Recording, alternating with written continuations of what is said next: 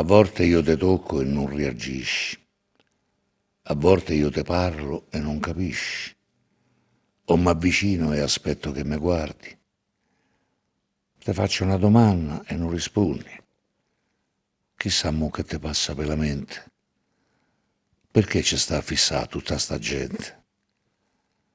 Quanta tristezza dentro al cuore sento. A volte sto sorriso me lo invento. E se qualcuno mi chiede come stai, la verità non gliela mostro mai. Però qualcosa adesso ve la dico. Perché ho scoperto che il mio peggior nemico non è dimostrare al mondo quanto è dura, ma negare quanto invece c'ho paura.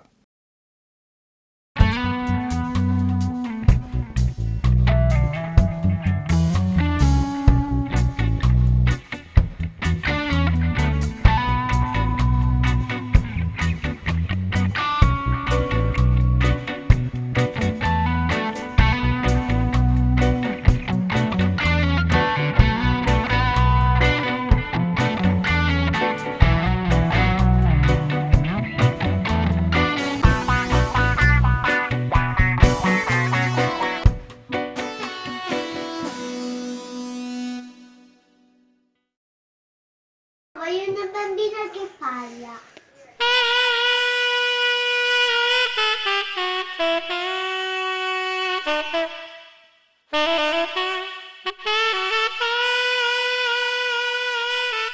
Davide è in grado a farmi imparare a giocare e soprattutto a stare con lui.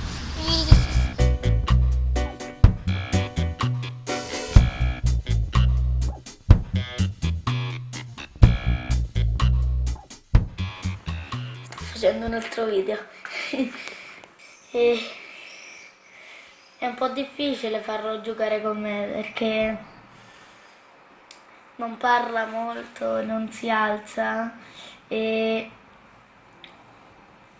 gioca sempre con le macchinine e palline e si porta un calzino sempre in giro. Mamma è molto stanca perché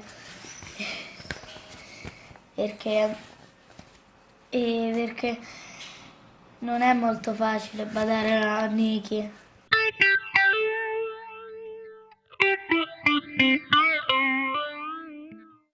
Io e Niki ci nascondiamo, papà si nasconde, noi dobbiamo trovarlo, quando lo troviamo ci fa, ci ride sempre così. E vabbè, e ciao.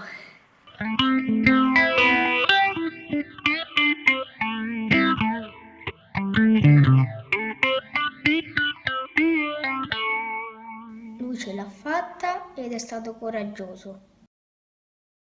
Io tipo non ce l'avrei fatta, avrei avuto paura.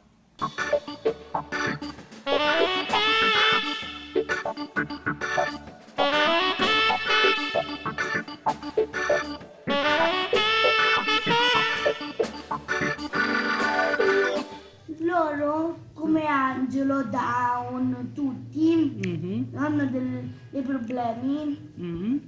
Mi piace perché è gentilissimo, sorride sempre, anche noi sgridiamo, lui sorride sempre, delle volte piange. Hanno un cuore grande, grande tutto il mondo, perché amano tutti, tutti, tutti. Io sto benissimo con lui perché mi aiuta sempre. Lui si diverte sempre con tutti, perché anche ha dei problemi, è sempre gentilissimo. Voglio aiutare i bambini come Angelo, come lavoro, una mia famiglia, io voglio tutti della mia famiglia come Angelo. Angelo sarà sempre dentro il mio cuore e noi siamo amici di tutti, anche chi ci prende in giro. Abbiamo un cuore grandissimo. Tutto il mondo, io e Angelo. Voglio che parla bene, scrive bene, fa tutto bene. Ma davvero gentilissimo, non riesco mai a dividermi da lui.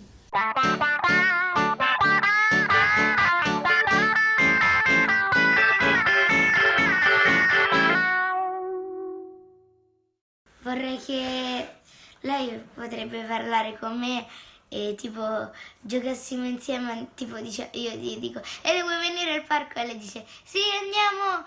E tipo giochiamo, è una cosa bella.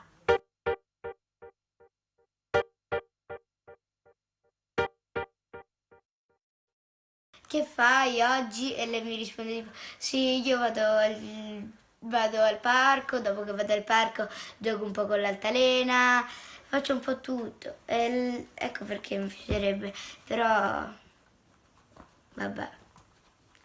Ah sì, però parla comunque, anche se tu non ci fai una conversazione come proprio una persona diretta, puoi fargliela a modo suo, comunque la capisci. Una volta mi hanno detto, c'era mm, una mm, pallina che si apriva e dicevano qual è il tuo sogno? E io ho messo che parlasse mia sorella e faremo tante belle cose insieme.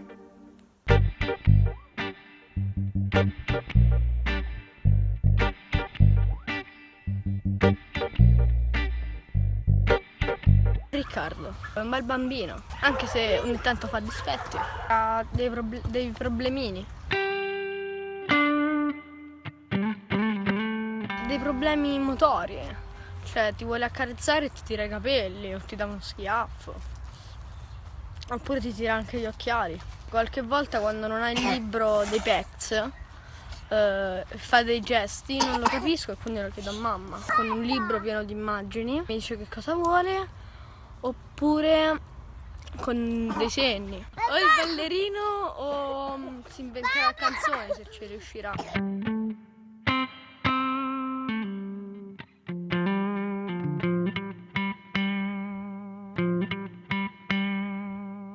Io in tutti questi anni non ho mai trovato nessuna diversità in lui da me. I miei genitori non me l'hanno fatta mai trovare perché hanno trattato me come hanno sempre trattato lui. E a me dà molto fastidio quando noi usciamo e le persone lo guardano male perché pensano che sia diverso, ma per me è uguale a tutti noi. A me piace molto Giovanni e infatti non lo cambierei mai.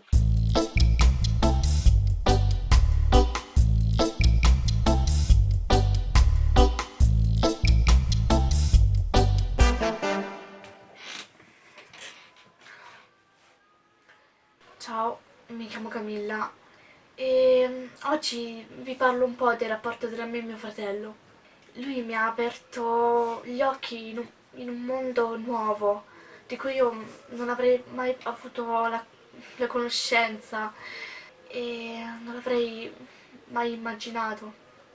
Prima, quando ero più piccola, ovviamente riuscivo a prenderlo in braccio perché era più leggero, adesso non ci riesco più, però cerco sempre di inventare nuovi giochi per farlo divertire.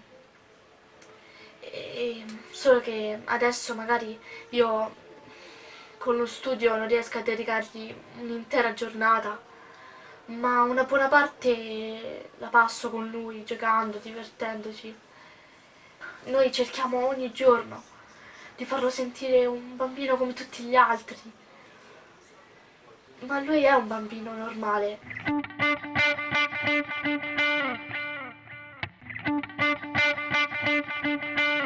E lui da piccolo, lui adesso è cresciuto e... Oddio, non ce l'ho. È cresciuto e quando era piccolo era più felice perché comunque essendo piccolo non si accorgeva di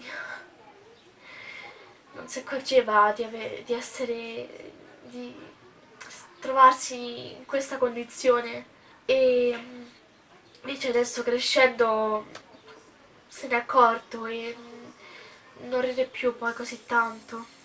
Io gli voglio un mondo di bene e non lo lascerò mai, mai.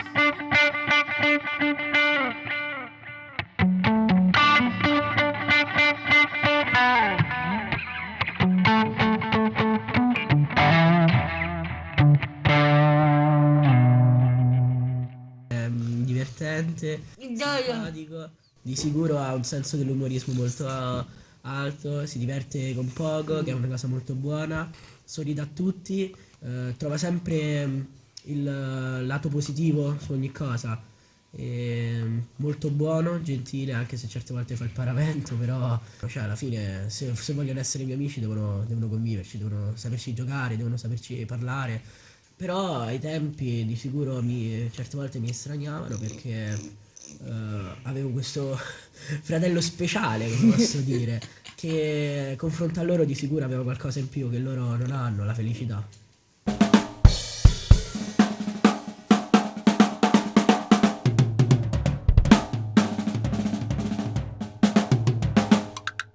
Sto scrivendo a degli amici per distrarmi. È che mi sento un vuoto in pancia. Dicono di aver pazienza e darti tempo. Mi sveglio e mi domando se va tutto bene. Quante cose perse che potremmo fare.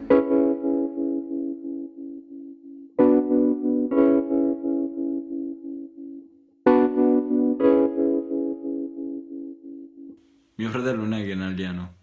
Mio fratello è un armadio. È un concentrato di emozioni. Gioia nello stare con gli altri, anche con i miei amici, che spesso ogni tanto vengono a casa e io magari mi ci faccio una partita alla play. Lollo entra dentro la camera e dice se può giocare con noi. E rabbia se non ottiene ciò che vuole e non viene rispettato. Quando ci sono delle discussioni dentro casa, lui è il primo che parte per mettere di nuovo, per ricreare la serenità in famiglia. Io sono il suo, diciamo tra parentesi, una sua guida. Però anch'io ho parecchie cose da imparare da lui, come ad esempio organizzarmi meglio nella vita.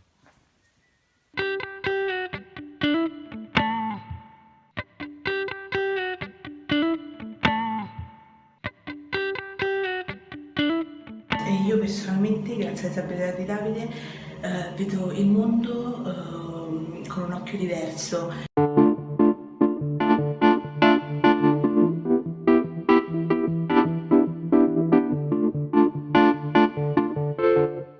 Raffi è il mio cuore, il mio fratello. E... non lo so. È una delle cose che vorrei di più al mondo. Cioè, nel senso, vorrei che fosse normale. È uno dei miei desideri più grandi.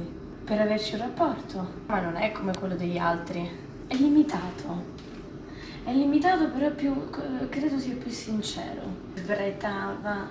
Quando noi partiva il film, quando voleva giocare attorno al divano, che io lo rincorrevo, che metteva tutti gli animali in cerchio, ma ancora mi ricordo manco fosse in indiano, o quando si metteva a fare cose di sua manina. È il mio cuore, punto.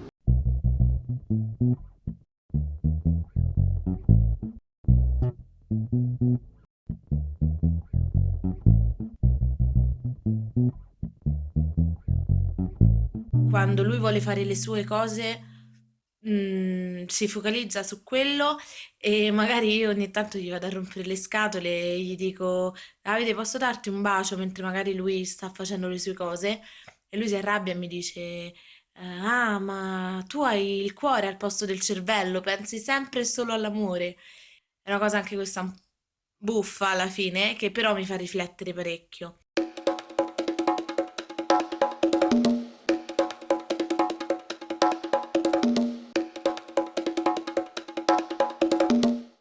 Il mio rapporto con Davide è molto speciale perché posso essere molto affettuosa con lui e lui lo è tantissimo con me. E è importante nel nostro rapporto è sempre, se si sbaglia, chiederci scusa.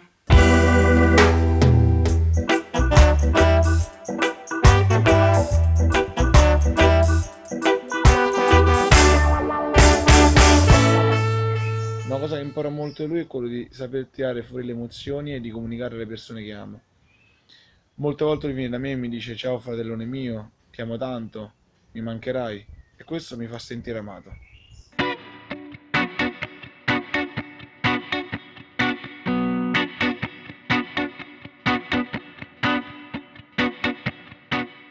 Dunque Stefano è la palestra della mia vita, nel senso che ha decisamente orientato la mia personalità ed è anche grazie a lui se oggi apprezzo il valore delle piccole cose e gioisco dei piccoli traguardi. Il nostro è ed è sempre stato un legame forte, un rapporto vero, intenso e profondo, fatto di sguardi, gesti, chiacchierate interminabili, momenti unici e anche a volte difficili da descrivere.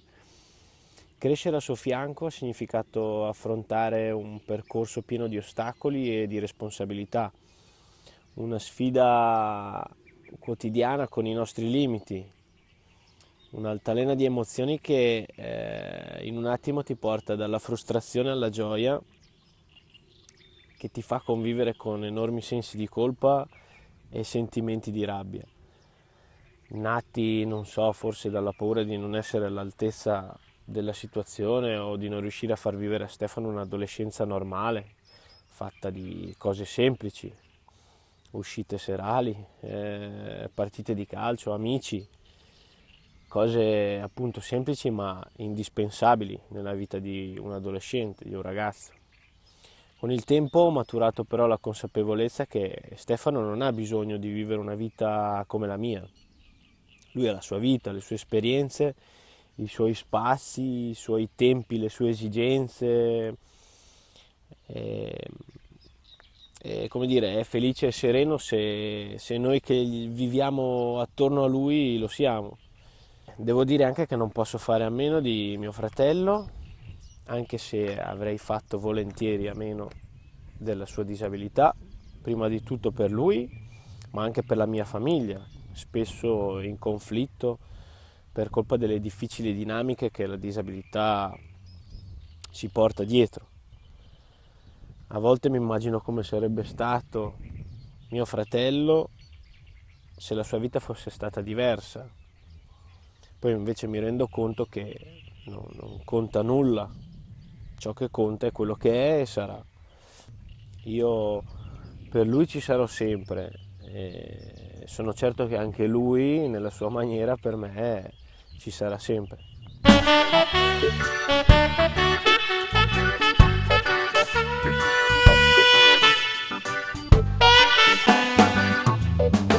Io e lui siamo uguali, questo almeno a detta di chi conosce lui e chi conosceva me quando avevo l'età sua.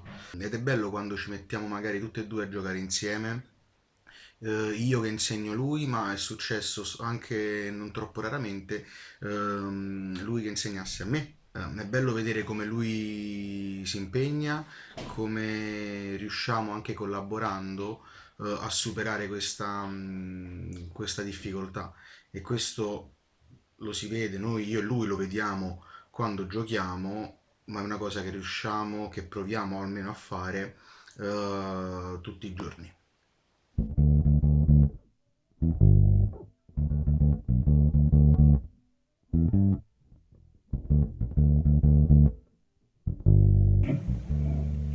Il primo ricordo di Enrico è legato alla sua nascita.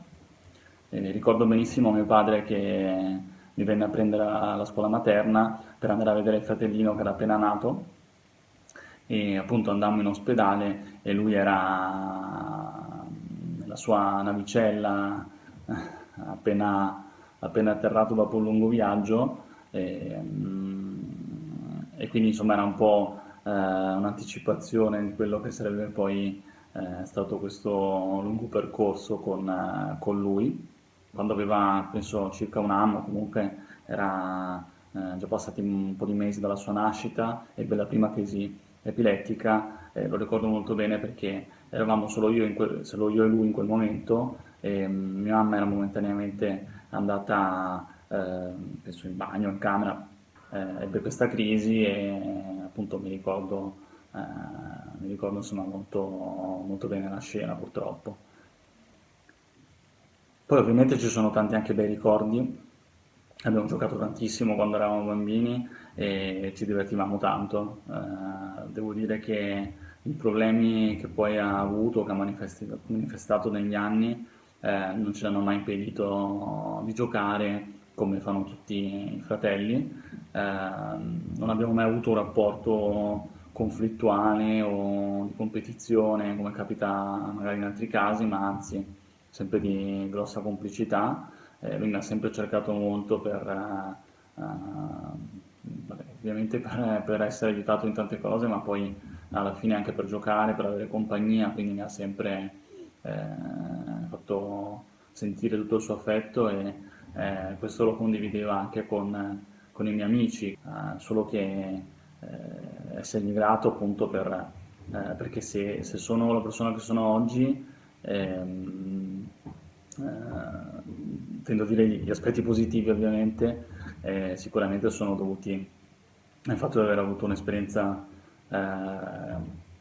con un fratello speciale che ti fortifica, ti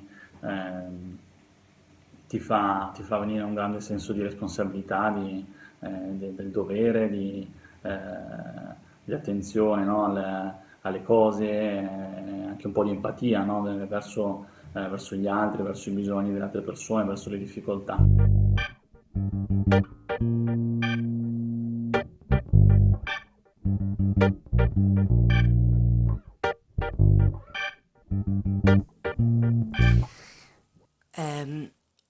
Non pensavo che sarebbe stato così difficile parlare di Fabio senza mettermi a piangere. E non ci riesco. È un pianto di commozione, perché quello che penso di mio fratello è che è amore. È la forma più bella e più ricca di amore che ho mai avuto in tutta la mia vita. Lui è per me casa. Io sono la sua mamma, la sua sorellina, la sua custode, la sua rompicoglioni preferita. Sono, sono quella che lo vizia e quella che gli tira le orecchie. Lui è bellezza, è, e non lo so che cos'è. Io so quello che mi dà e, è quello che mi ha dato sempre. Sincerità e senza paura. Con l'incoscienza di un bambino e il coraggio di un bambino. È un essere umano importante e speciale e ha reso me anche un pochino più bella. Mm? E non smetterò mai di ringraziarlo. È tanto inutile, ne posso fare pure altri 66 dei video, perché questo è il quinto, il sesto che faccio, cercando di provare a non piangere mentre parlo, ma non ci riesco. Quindi va bene così e ciccia. È stato tutto molto difficile, con lui e per lui. È sempre difficile. È sempre difficile perché ci sono tanti giri burocratici. Io mi occupo di tutto per lui, dai pannolini al dentifricio, che non usa, tra l'altro, ma non c'è modo di convincerlo a usarlo e a lavarsi i denti. È uno dei regali quotidiani più belli che ho e che mi concedo anche, perché stare con lui per me è un regalo, è un dono ogni volta. E è scemo, ma è scemo proprio corbotto, ma veramente a grossi livelli. E è dolcissimo.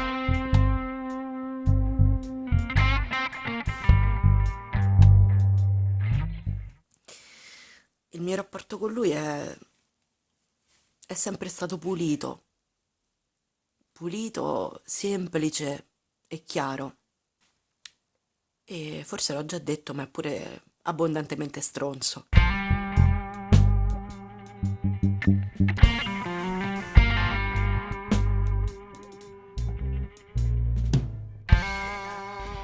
Vivere con Consuelo e la sua disabilità è stato ed è molto impegnativo. Consuelo è un vulcano in attività, una Wonder Woman, una donna dalle mille idee, dalle mille risorse. Starle dietro non è facile, per niente. Diciamo che con Consuelo non ci annoiamo. Se proprio volessi fare una battuta direi che nella nostra vita non ci sono momenti bui.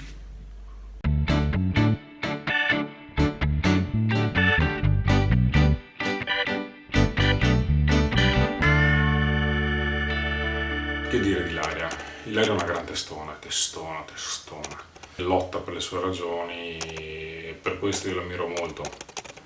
Nonostante il suo handicap visivo ha sempre fatto tutto e ottenuto tutto. Il mio rapporto con lei è sempre stato quello di un normale rapporto tra fratello e sorella, si va d'accordo, si litiga, si fa la lotta, non è nulla di che. Normale amministrazione tra fratelli. Io dal mio canto non ho mai avuto problemi con il suo handicap, o meglio il suo handicap nella mia vita non ho mai portato disagi o qualche altro malessere. Mi ricordo nella nostra infanzia che andavano a fare un sacco di visite per vedere se c'era una qualche soluzione o rimedio alla sua malattia, anche se a dire il vero alla fine sapevo che era soltanto una visita di controllo per controllare il suo peggioramento. La cosa che mi dispiace di più di Ilaria è che non abbia mai visto le stelle.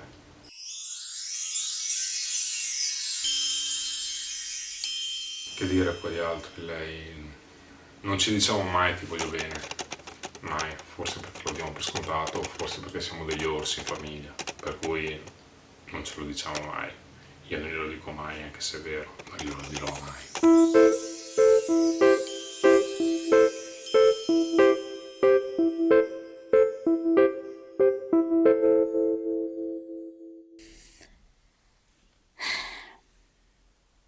Fin da piccola, ma la maggior parte della giornata veniva dedicata a lui. Dopo la scuola andavo con mamma o le mie sorelle più grandi ad accompagnare Marco a fare la fisioterapia. Passavo ore in attesa che lui finisse e poi cercavo di imitare i più grandi nell'accudimento di Marco. Io, Anna, ero un fantasma che viveva la vita di Marco. Stavo bene se lui stava bene. Gli anni sono passati e con la maturità mi sono resa conto che la mia infanzia e adolescenza sono trascorse in simbiosi con quella di Marco, fino ad annullarsi. Cioè, non so spiegarmi. Io non pensavo mai a me stessa, ma prima di tutto dovevo prima soddisfare i bisogni di Marco e proteggerlo. Vorrei dargli la possibilità di rendersi un pochino più autonomo, per avere dei contatti e relazionarsi anche con persone al di fuori della famiglia, perché so che ne ha bisogno.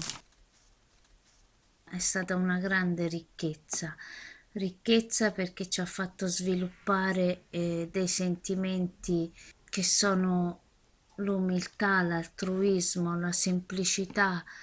Sono tutti quei sentimenti che se non vengono coltivati si tende a nasconderli.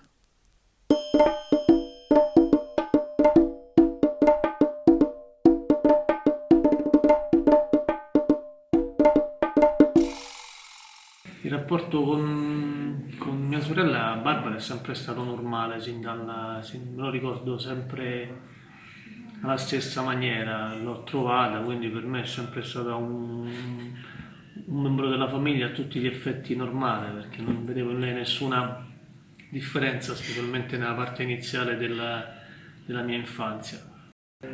Mano a mano che crescevo, crescevamo, ho cominciato a capire che c'era appunto, come dicevo prima, una certa diversità, ma lo percepivo non tanto all'interno dell'ambito familiare, ma lo percepivo quando uscivamo all'esterno, perché vedevo questi bambini che quando camminavamo la guardavano così con gli occhi sgranati. Per me era una cosa assolutamente normale vedere mia sorella, perché era parte della famiglia e della quotidianità, invece per questi bambini si fermavano, la fissavano, io non capivo il motivo.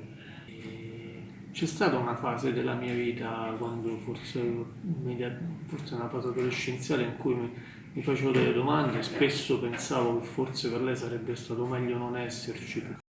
Mi sento consapevole del fatto di essere più fortunato di altri, no? Migliore forse no, più consapevole, questo sì, consapevole della fortuna di poter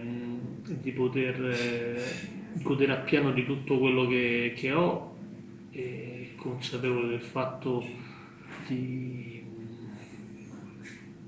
di poter aiutare persone dando veramente poco. A volte basta veramente poco per rendersi utili.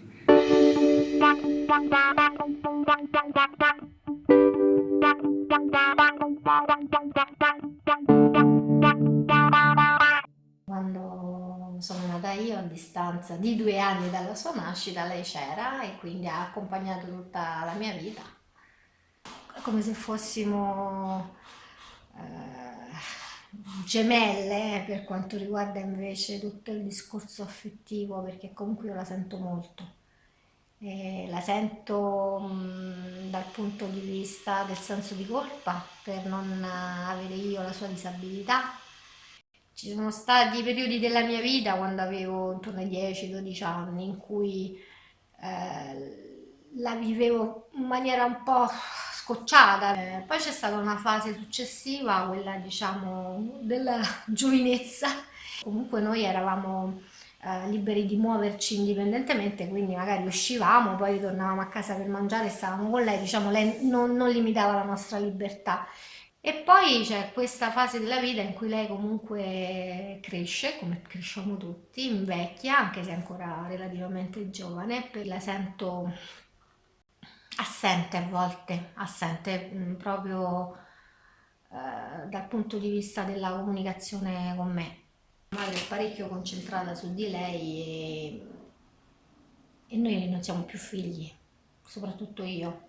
Anche se che figlia ci sono stata poco io, perché tra una sorella gravemente disabile di 2 anni più grande di me e un fratellino di 15 mesi più piccolo di me, io mi sono trovata in una situazione abbastanza poco invidiabile. Io ho un progetto, se i miei genitori vedranno questo cortometraggio, se non taglierai questa parte, io me la voglio portare a casa. Ho detto, se fosse pure l'ultima cosa che faccio, Barbara viene con me.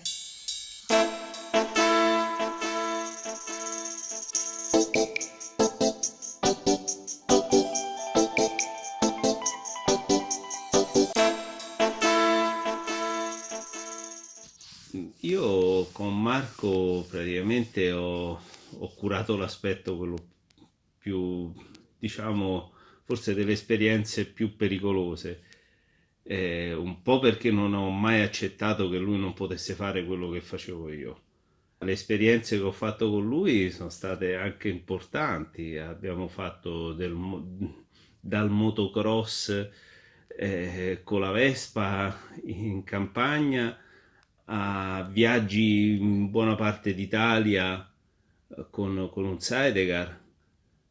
L'ho portato a quasi 200 all'ora con una motocicletta. Io e lui in queste situazioni siamo stati sempre molto, molto affiatati. Marco ti emoziona, ti dà soddisfazione, fai delle cose con lui, è bello. È anche pesante, per carità, anche soprattutto adesso che è più grande, però ti ripaga sempre. C'è sempre quella sensazione di senso di colpa se lui non è con noi. Certo, non ne possiamo fare a meno. Marco sarà sempre con noi.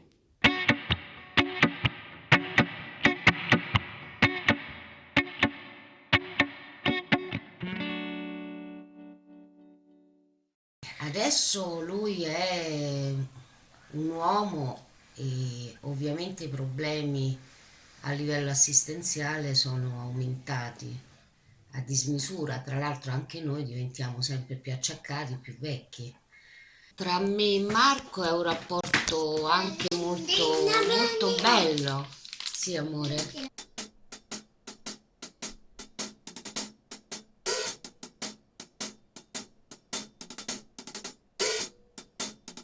È un bambino di 55 anni che non crescerà mai, ci tiene da sempre impegnate con le sue manie. Ha la sua sedia, il suo bicchiere, le sue posate, guai a sbagliare.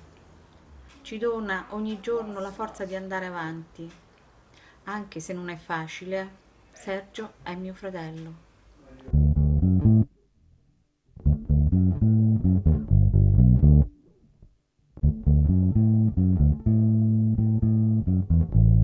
Dunque, di Marco cosa posso dire? Che è stato sempre una grande gioia, una grande preoccupazione per tutti.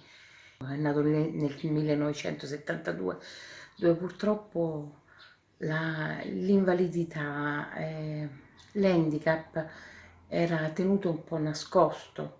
Noi abbiamo sofferto molto per questo, anche se eravamo felici quando eravamo con Marco, ma sapevamo anche che avremmo dovuto fare un lungo percorso, anche perché fu Marco uno dei primi che fu inserito in una scuola materna, un asilo nido. Questa è stata la prima scuola che ha accolto bambini con disabilità grave come quella di Marco, con tantissime difficoltà, perché le scuole non erano pronte, non esisteva l'obbligo degli insegnanti di sostegno, perché tolleravano la presenza, ma era veramente tollerata. E quindi abbiamo subito tanti disagi, abbiamo dovuto fare più incontri nelle varie scuole perché trovavamo sempre dei muri su tutto ciò che riguardava Marco. Voi immaginate le conquiste che abbiamo avuto sulla disabilità, le leggi, quelle che ci aiutano un po', che aiutano le famiglie a poter gestire queste situazioni, le abbiamo ottenute sulla pelle dei nostri ragazzi, specie, insomma, questi ragazzi che ormai sono adulti. Man mano abbiamo abbandonato le abitazioni che erano intorno a Roma per poter riavvicinarci tutti e per poter seguire Marco più da vicino. Abbiamo acquistato delle case a piano terra in modo che Marco possa entrare e uscire autonomamente con la sua carrozzella elettrica. C'è tanto da fare. Delle volte ci sentiamo un po' abbandonati. Durante l'infanzia abbiamo sofferto un po' tutti perché a volte ci sentivamo a disagio perché non veniva compreso nella sua unicità. È faticoso, è impegnativo, a volte pensiamo, noi anche che siamo i fratelli, cosa succederà dopo, quando non ci saremo neanche più noi. Devo dire per noi è stato un gran dono.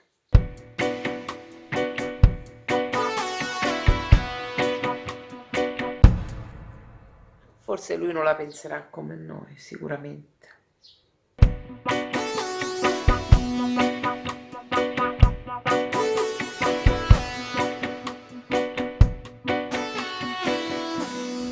Ho scoperto a 44 anni, l'età che ho adesso, di essere una sibling. Nella mia vita chiaramente ci sono state tantissime fasi rispetto al rapporto con lui. Per me la vita ha un prima e un dopo.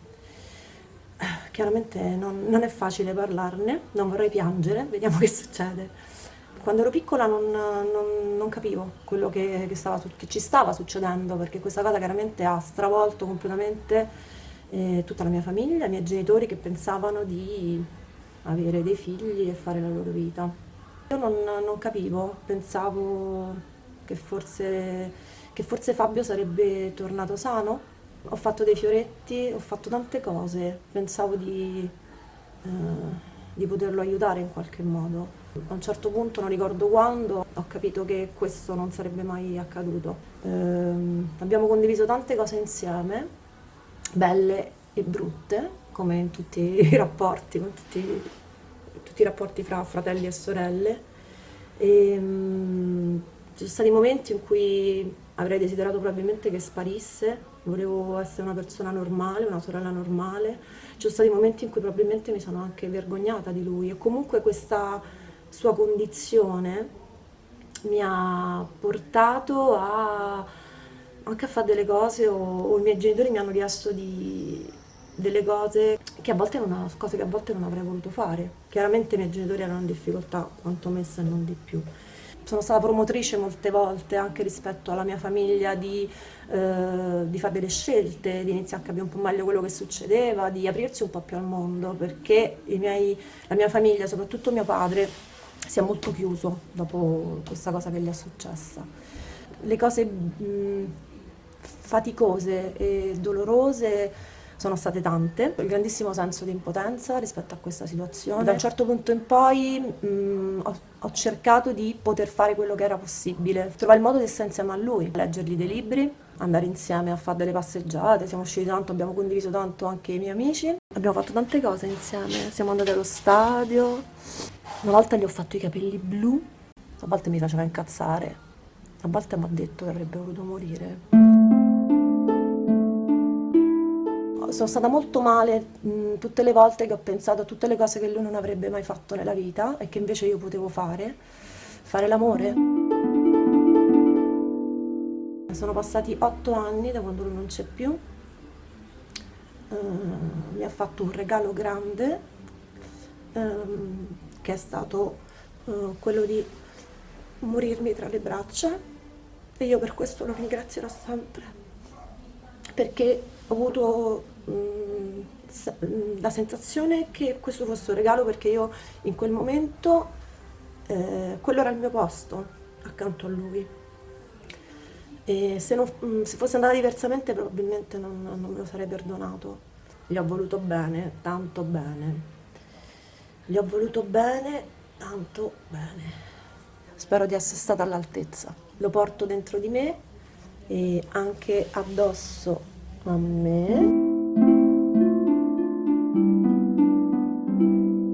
Io non mi sono mai sentita autorizzata a star male. Io ero la figlia sana, io ero la figlia che doveva star bene, che doveva essere felice, allegra, spensierata, quindi io non dovevo essere un'altra fonte di problemi. E tutto questo ha fatto sì che io a un certo punto sono veramente crollata psicologicamente. Forse ho avuto bisogno di stare tanto male per dire agli altri: ehi, ci sono anch'io, non sto bene anch'io. Ammiro molto quelle famiglie che vivendo una situazione così riescono a coinvolgere, a rendere partecipi e essere onesti coi figli sani. Ma a me questa cosa è mancato. Siate onesti con i figli sani e dategli spazio.